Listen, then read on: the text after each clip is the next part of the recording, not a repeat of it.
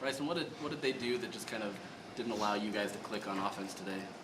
Yeah, I just feel like they were just kind of, they're doing a good job covering things, and getting to the quarterback. But, at the end of the day, we'll just find out on Monday and find out where we need to get better. Bryson, how upset are you about those 2 interceptions? Oh, yeah, absolutely upset. Interceptions are never fun. And so, just like I said, come back Monday, learn from them. Granny, it feels like Bo Nix was just very in control throughout. Just what were they doing that they seemed to be a step forward all day? Obviously, they were pushing the tempo on us, which a lot of teams have done, and that shouldn't have been a problem. But we got to win on third down. I think there was a lot of times that we stopped them. Third down came along and completed a nice pass or was able to run the ball past the first down marker.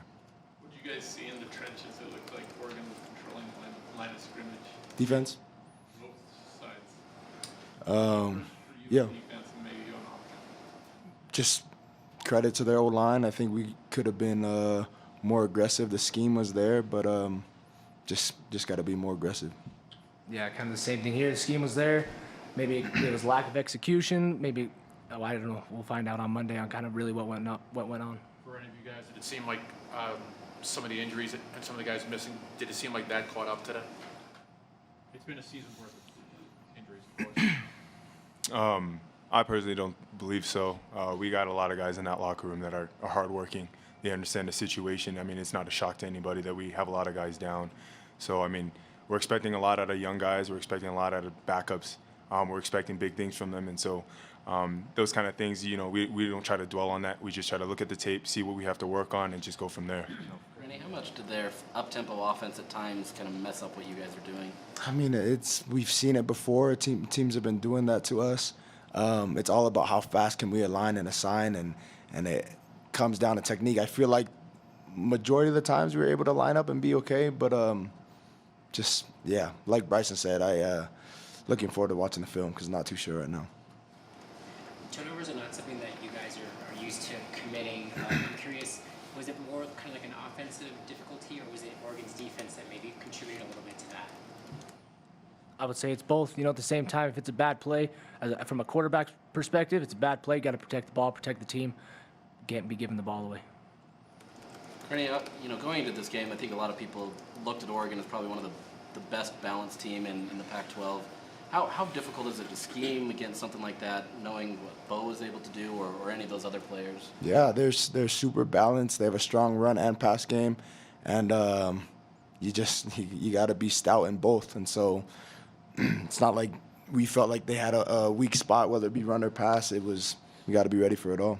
Is that the best team you guys have seen this season? I think the score says Yeah, so. I believe so. Unfortunately. Yeah. What was the message in the locker room after this? What did Coach say? What did you guys say to each other? Whatever you want to share and not share. I feel like at the end of the day, you got to bounce back from the loss. We can't dwell on this. We got ASU coming up next week. Like, we got to watch the film, get over this game, and move on to the next. We can't be sitting dwelling on it.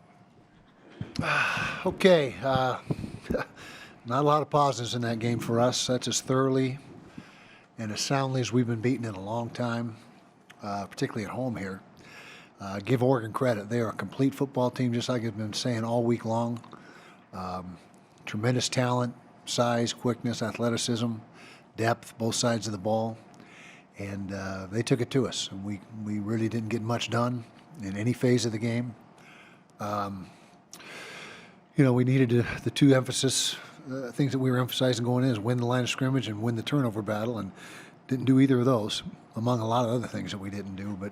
But again, they're very deserving of their ranking, and got a ton of respect for what they're doing up there, and they took it to us today. And so we got to regroup, get back in the film room on Monday, figure out what our deficiencies were, which there appeared to be a lot. We had a good week of preparation. I mean, our practices were really good last week, but we just couldn't get anything going today. Couldn't get anything going. They ran the ball on us. Bo Nix, tremendous quarterback. I think he was 14 to 16 in the first half. I don't know what he ended up, but he's throwing the ball, nearly 80% completion rate. The backs run hard, physical.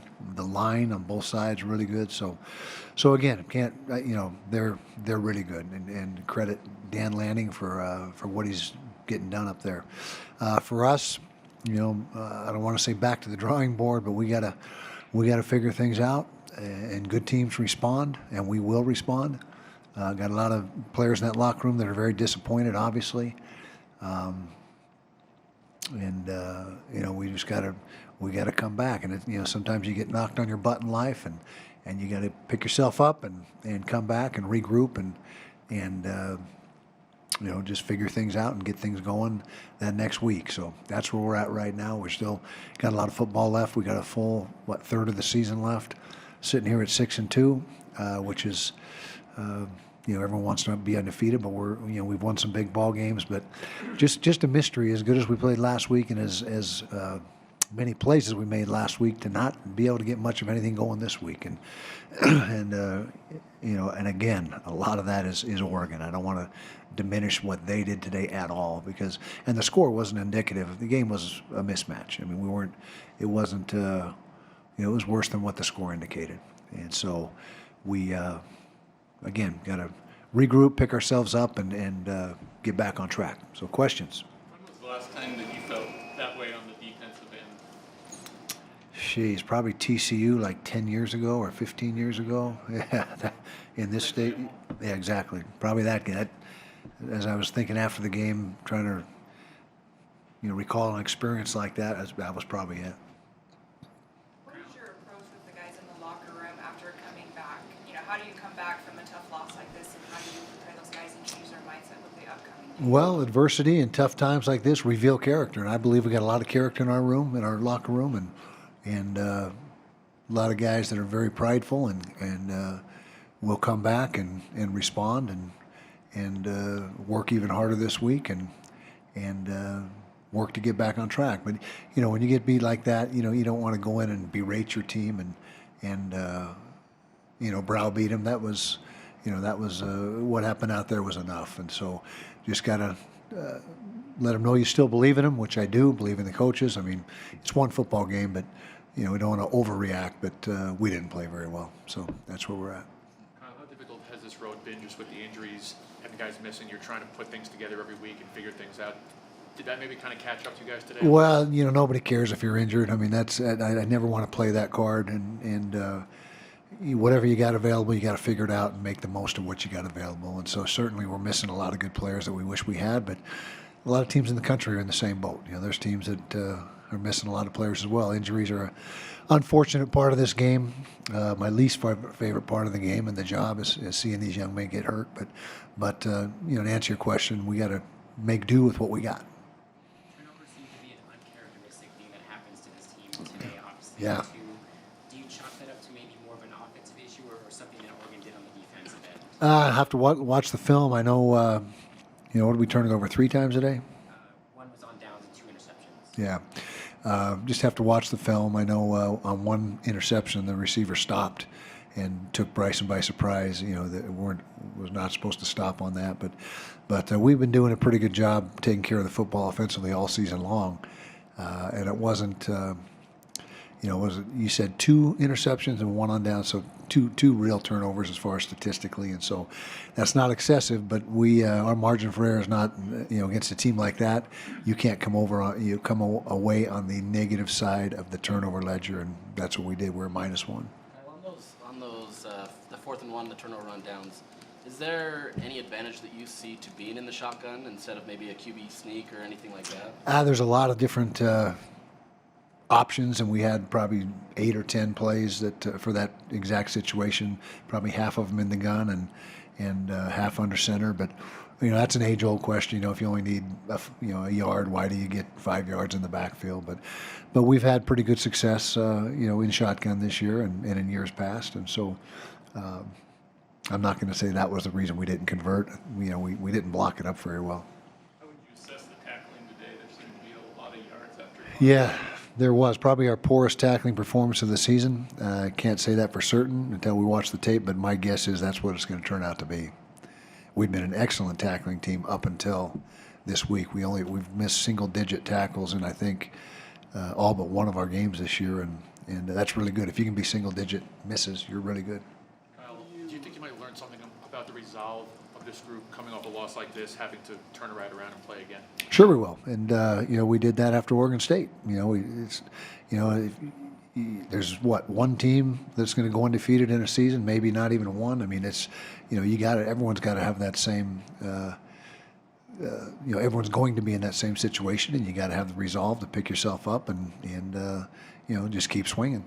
What do you attribute the lack of the run game to? Not winning the line of scrimmage. Them being more physical. We very rarely get out physical, but today we got out physical at the line of scrimmage. That was the biggest. If you had to see what was the biggest single problem in the entire game, that was it. What message do you send to Bryson to kind of just get over the 2 interceptions? Yeah, he's a tough kid. And like I said, one of them was definitely not his fault. I mean, he was caught by surprise by what the receiver did. But Bryson Barnes is a competitor. He's our guy, and we believe in him, and he'll bounce back. How much did Oregon's tempo offensively kind of play? Not really the tempo. It was the quarterback was lights out, and the running game was strong, and it wasn't really the tempo that did us in. It was the lack of our physicality, not matching their physicality, and as mentioned, not tackling well enough, and Bo Nix being an extremely accurate thrower. Extremely. I think he's got to be. I think he's leading the nation. If he's not, he's up there close. Okay, guys. Thank you.